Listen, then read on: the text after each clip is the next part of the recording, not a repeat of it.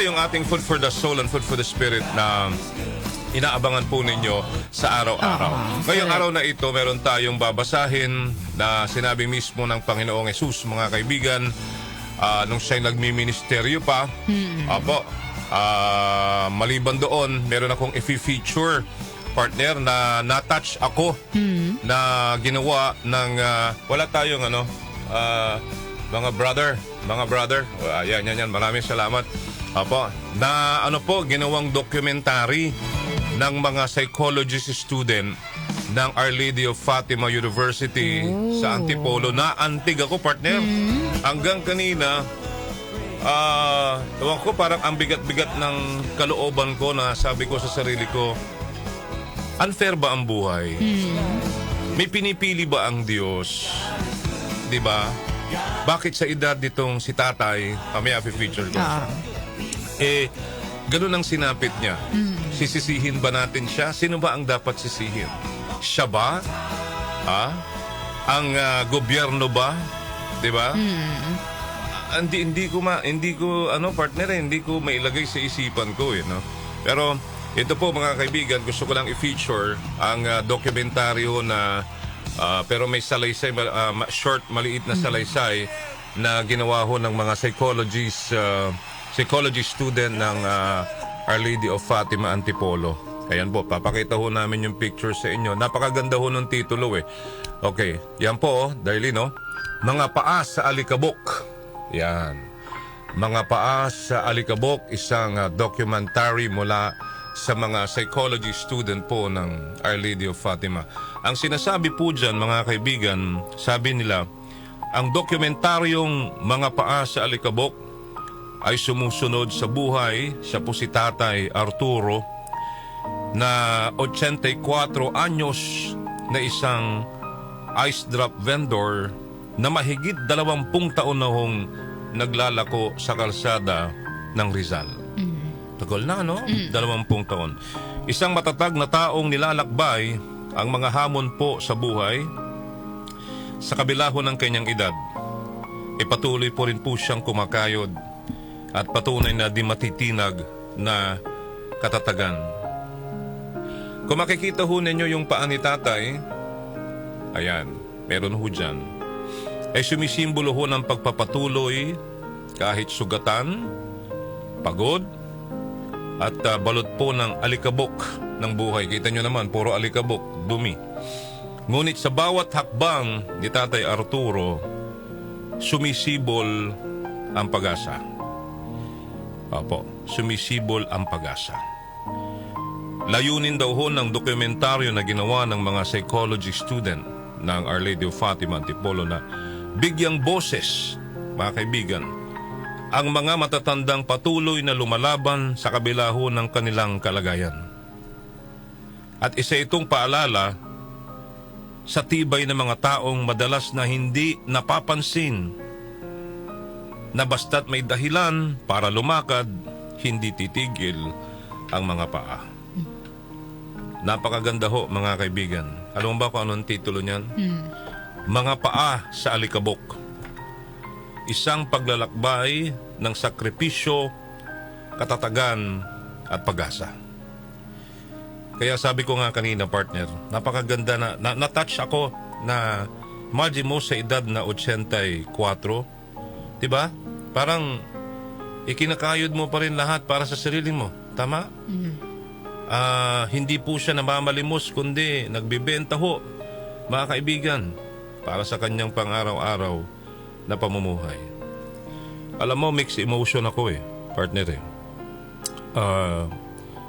hindi ko alam kung maraming tanong na pumapasok sa isip ko, bakit nagkaganon, bakit nangyari kay tatay iyon.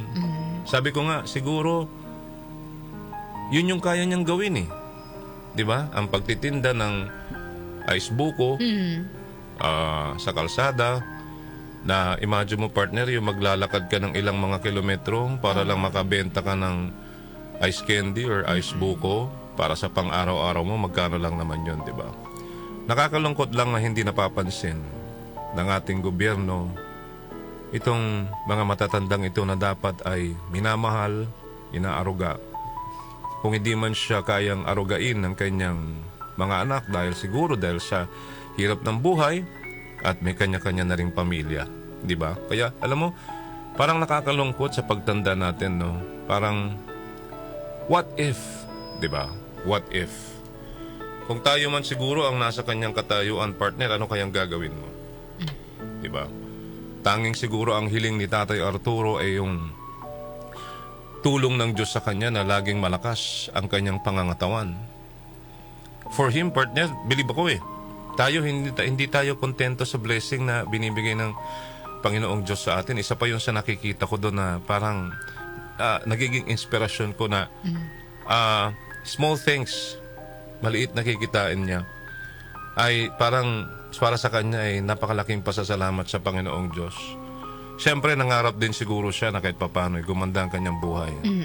Pero malamang sa malamang, sabi ko nga, baka wala dito ang kayamanang inaantay niya, partner, kundi ang kayamanan sa langit. Dahil sinabi ho ng ating Panginoong Jesus, mga kaibigan, mapalad kayong mga mahihirap sapagkat kayo'y paghaharian ng Diyos. Mapalad kayong mga nagugutom ngayon sapagkat kayo'y bubusugin ng Diyos. At malamang sa malamang, partner, ang kayamanan para sa Tatay Arturo ay wala man dito sa lupa, pero nandoon sa langit. Ang maganda sa kanya, partner, isang nakikita natin na masaya siya sa ginagawa niya. Kahit may hirap siya, nagpapasalamat siya sa Diyos. Although siyempre may kurot sa puso, no, na sila dapat ho yung mga tinutulungan natin, pinapansin natin. 84, partner. Can you imagine that? Sa init ng panahon ngayon, kung sakali man na patuloy na nagtitinda ng ice candy si tatay. Diba?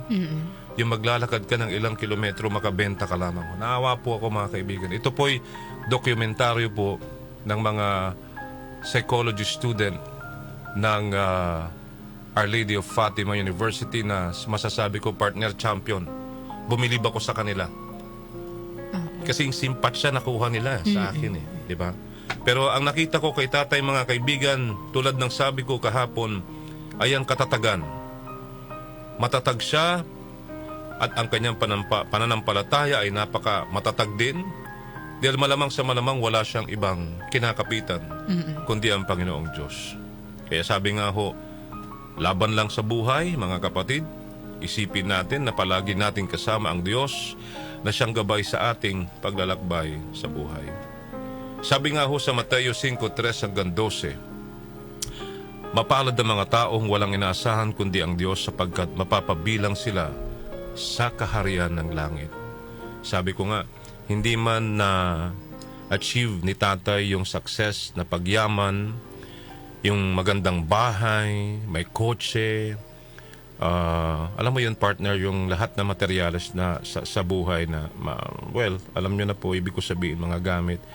Pero, di ba, masasabi kong mapalad siya na walang inaasahan kundi ang Panginoong Diyos sapagkat mapapabilang siya sa kaharian ng langit. Sinasabi rin ho ng ating Panginoong Hesus sa ating lahat today na mapalad ang mga nagdadalamhati. Tayo pong nagdadalamhati sapagkat aalipin tayo ng Panginoong Diyos. Mapalad din ho tayong mga mapagpakumbaba sapagkat mamanahin nila o natin ang daigdig. Mapalad ang mga nagugutom, sabi ho ng ating Panginoong Hesus, sa nauuhaw sa katuwiran sapagkat sila'y bubusugin. Mapalad ang mga mahabagin sapagkat kahabagan sila ng Diyos. Mapalad ang mga may malinis na puso sapagkat makikita nila ang Diyos.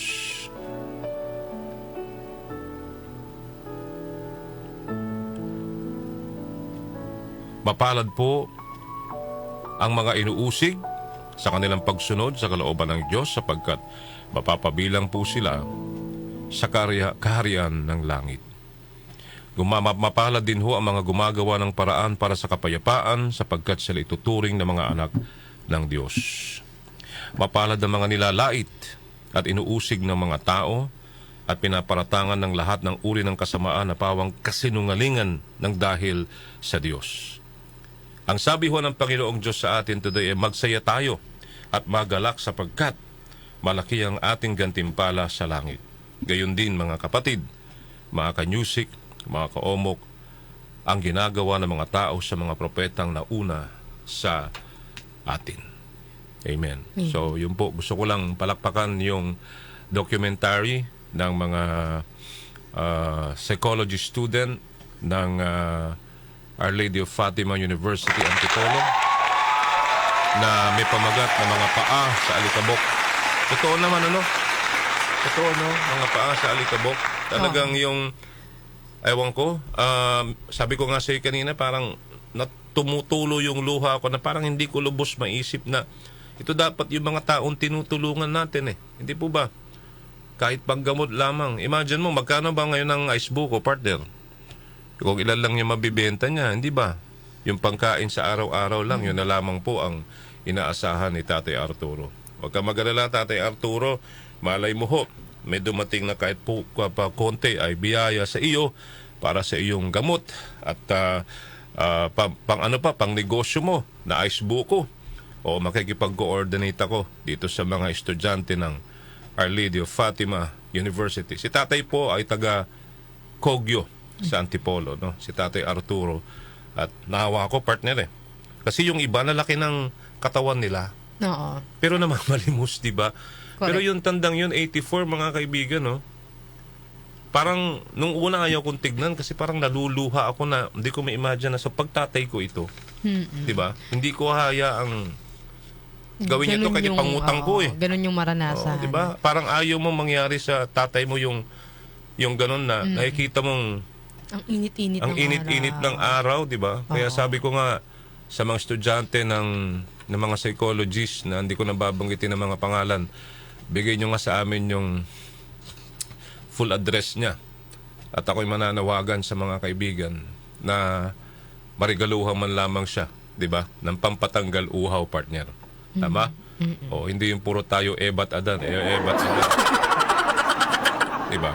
Ano ko, partner, yung kahit man lang panggamot ni tatay, ba? Sigurado may sakit na yan, 84 eh. Di ba? Pero sabi ko, unfair ba ang buhay? Sa tingin ko, hindi. Di ba? Parang mas masaya siya kaysa sa mga mayayaman. Mas masaya siya sa mga halos bilhin nila ang langit at lupa. Pati karagatan ng mga tao. No? Oo. Parang yung iba, sa simpleng pamumuhay, Diba? masaya sila. Oo. Parang ang kasama niya lagi ang Diyos, no? Pero doon mo makikita, partner, na hindi patas. Oo. Tama? Hindi patas ang buhay, mga kaibigan. Anyway, sensya na po. Na-touch lang ako. Oo. Pero yung nga po, yung binasa ko naman, nasabi ng ating Panginoong Jesus po sa atin, mapapalad tayong mga mahihirap dahil meron tayong gantimpala sa kaharian ng langit. Sina Joel Grospe at Darlene Olaño, MOK sa 774.